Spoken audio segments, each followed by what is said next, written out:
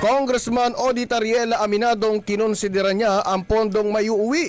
Halak ka diya.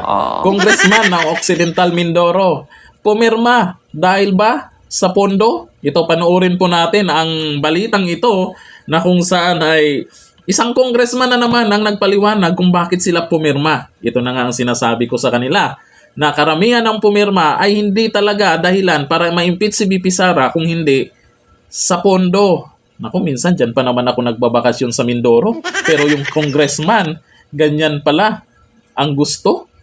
O ito, panoorin natin. Kinonsidera niya ang pondong may uuwi sa lalawigan kaya lumagda sa impeachment laban kay VP Sara Duterte. Umaaksyon sa balita, Carlo Magno Caracas. Dear FM Patrol.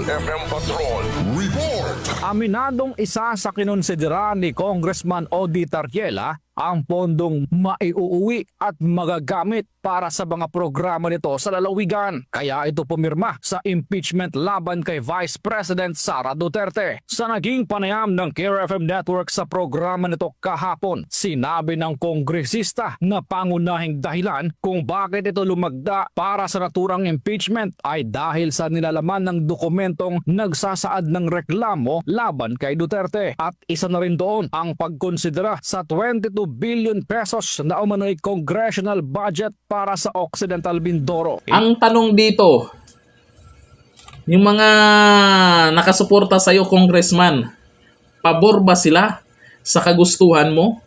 Siyempre, yung iba naman, pabor. Yung mawala ng budget or yung baka may proyekto ka dyan. Kaso nga lang, yung pagpirma kasi, hindi para sa pondo eh. Pumirma kayo para ma-impeach si VP Sara, hindi para sa pondo. Kung yun yung dahilan nyo, ay maraming magagalit sa inyo. Di ko lang alam kung magtitiwala pa sa inyo yung nasasakupan nyo. Di ko lang alam kung papasa yung pinaliwanag nyo. Kasi karamihan, nagpaliwanag, halos ganyan. Pero, marami pa ring galit na taong bayan. Nakikita nyo naman yung mga nilabas na mga video nitong nakaraan. Yung mga mukha sa tarpaulin ng congressman na pumirma sa impeach VP Sara, nawala na yung pagmumukha nila. Tinanggal yung mukha, yung iba, tinanggal yung buong tarpaulin mismo dahil galit sila.